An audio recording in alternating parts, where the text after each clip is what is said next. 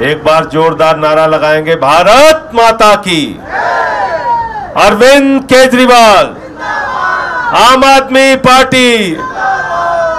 मंच पर आसीन दिल्ली सरकार की जल मंत्री और दिल्ली में पानी के संकट के सवाल को लेकर अनिश्चितकालीन अनशन पर बैठी आतिशी जी, हमारे सभी सम्मानित विधायकगण, पार्षदगण, विधानसभा के अध्यक्ष आदरणीय रामनिवास गोयल जी, महाराष्ट्र के प्रदेश अध्यक्ष जी, वहां के प्रभारी गोपाल भाई, अजीत भाई, धनंजय भाई, विजय भाई और यूथ विंग के हमारे प्रदेश के अध्यक्ष पंकज गुप्ता जी और नौजवान सभी साथी। यूथ विंग वाले पीछे मत रहिए, आगे रहा कीजिए आप लोग हैं। यूथ विंग आगे रहना चाहिए लड़ाई में, क्यों? एक बार इन नौजवानों के लिए भी तालियां बजाइए आप लोग। अब हर दिन एक न एक विंग की ड्यूटी लगेगी, कभी महिला विंग की, कभी ऑटो विंग की, कभी अधिवक्ता, कभी डॉक्टर विंग, सबकी ड्यूटी लगेगी। और इस सब पूरे काम को देखने की जिम्मेदारी भाई दिलीप पांडे जी और दुर्गेश पाठक जी, इन लोगों के ऊपर होगी।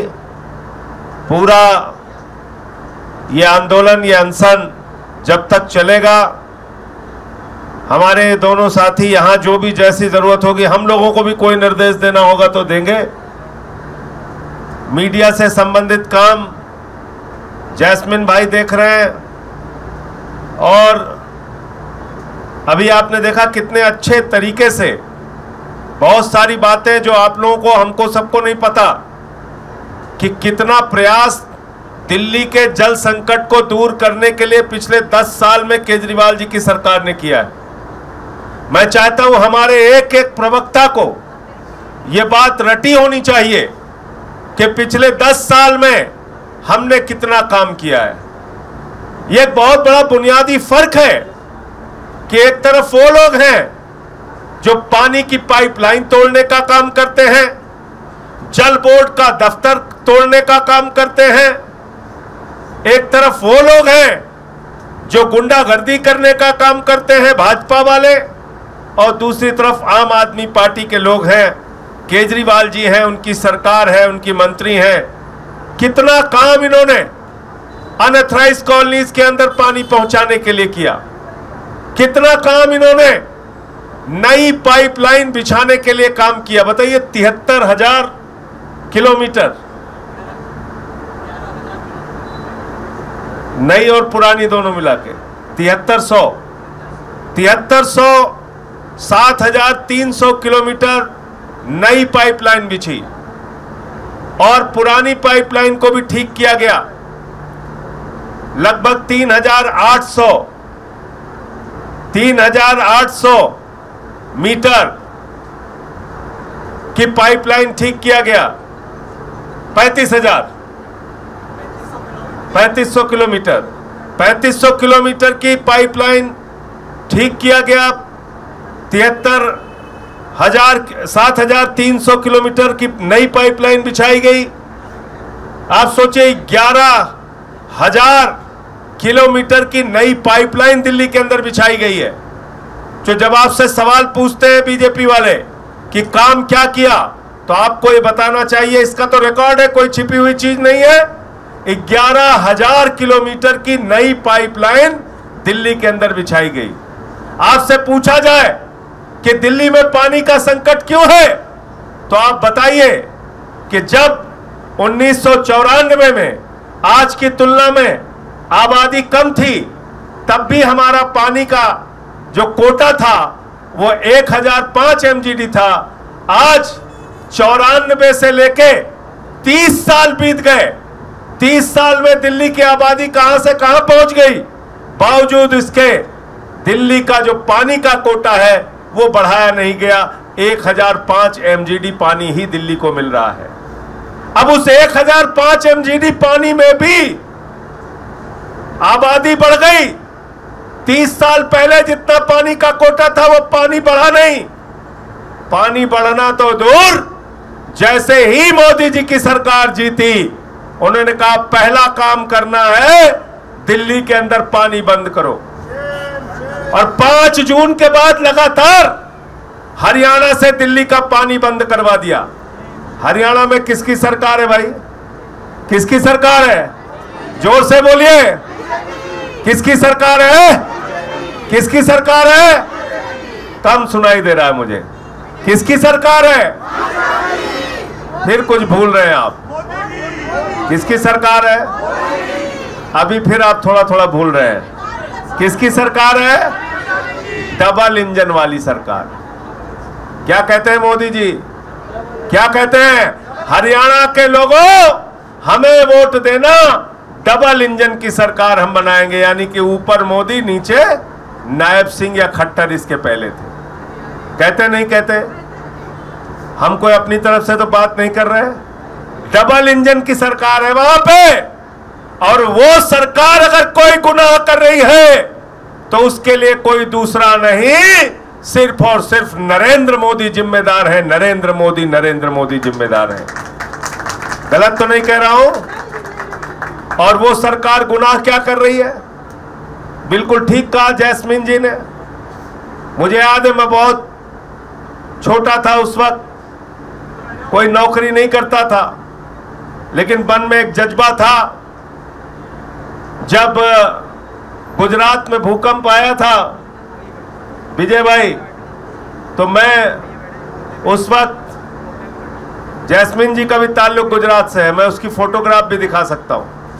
अपने जिले में हमने चंदा इकट्ठा किया और चंदा इकट्ठा करके ट्रेन से जब भूकंप आया था तो वहां राहत सामग्री लेके गया था और राहत करने का काम किया।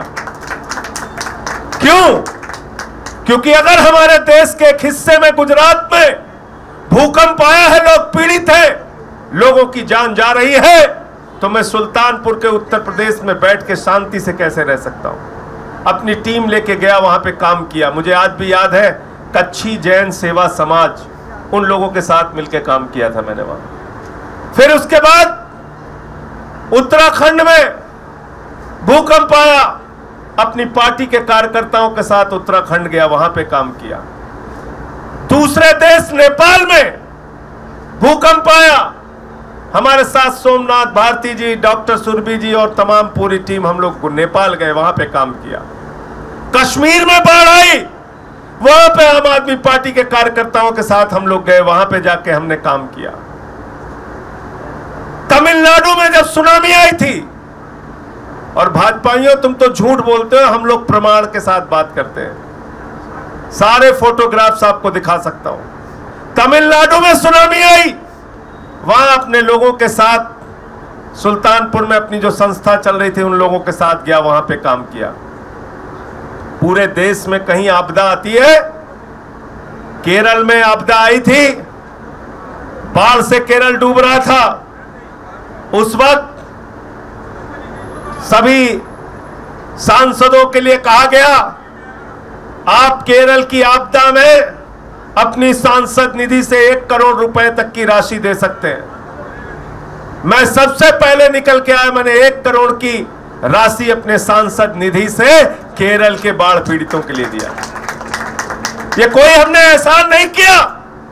इस भारत की मिट्टी में पैदा होने के नाते ये हमारी जिम्मेदारी है कि देश के किसी हिस्से में अगर पीड़ा है, वो चाहे गुजरात हो, वो चाहे तमिलनाडु हो, वो चाहे कश्मीर हो, वो चाहे उत्तराखंड हो, और मैं तो कहता हूं देश ही नहीं दुनिया के किसी भी हिस्से में पीड़ा हो, तो हमारा धर्म, हिंदू धर्म, जो वसुदेव कुटुंबकम की बात करता है, जो करुणा की बात करता है, जो प्रेम की बात करता है, जो दया की बात कहता है, जो कहता है धर्म की जय हो, अधर्म का नाश हो, प्राणियों में सद्भावना हो, विश्व का कल्याण हो, विश्व का कल्याण की भावना रखने वाले, इस धर्म को मानने वाले हम लोग आगे बढ़कर लोगों की सेवा करने के लिए तैयार रहते हैं। यह हमारा धर्म हमको सिखाता है। पता नहीं मोदी जी कौन सा हिंदू धर्म मानते हैं। कहां किस हिंदू धर्म में आपने पढ़ लिया कि पानी रोकना है, पीने का पानी देना नहीं है,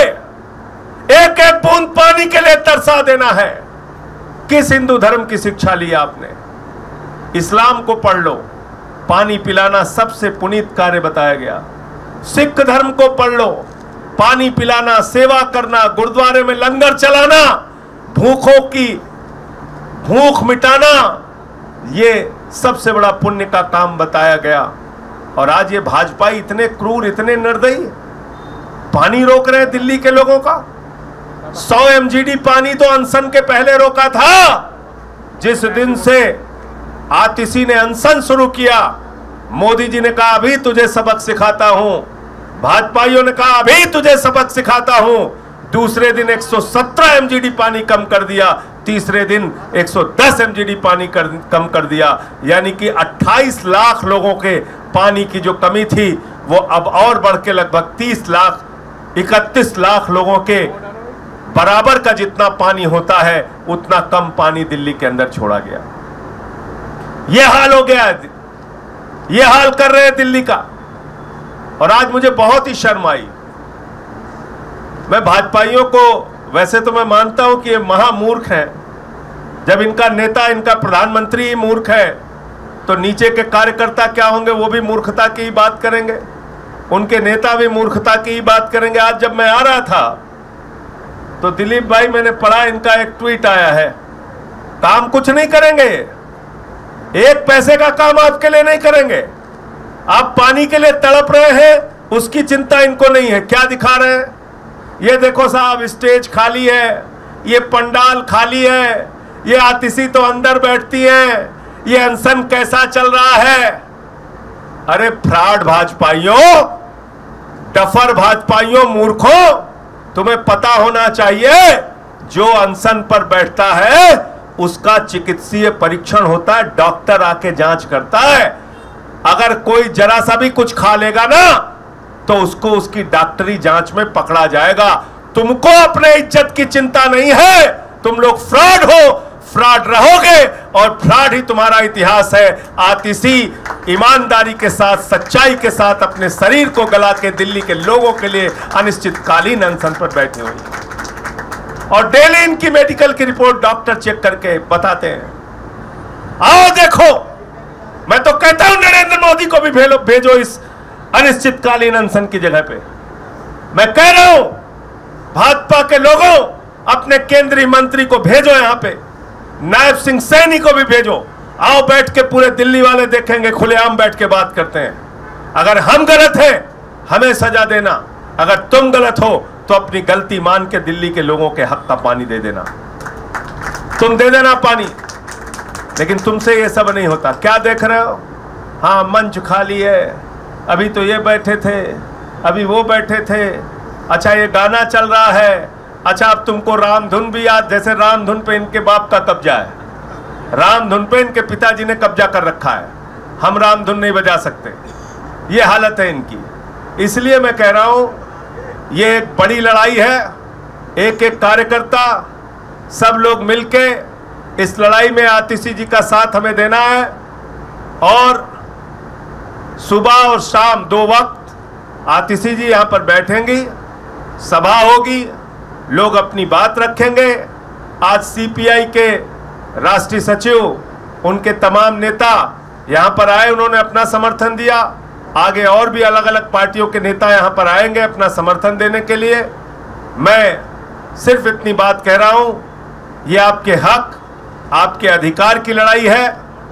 ये अकेले आतिशी की जिम्मेदारी नहीं है, ये इनका बड़कपन है, ये इनका हौसला है, ये इनका साहस है कि आगे बढ़कर ये दिल्ली के करोड़ों लोगों की, लाखों लोग जिनको पानी नहीं मिल रहा है, उनकी लड़ाई लड़ने के लिए अपने आप को खुद भूखा रख रही हैं, अपने शरीर को खुद कष्ट में डाल रही हैं। और जो ये भाजपा वाले मजाक उड़ाते हैं उसका जवाब दीजिए। गुंडे लोग हैं, मैं बार बार कहता हूं, ये सबसे बड़े गुंडे इस धरती पे पैदा हो गए हैं।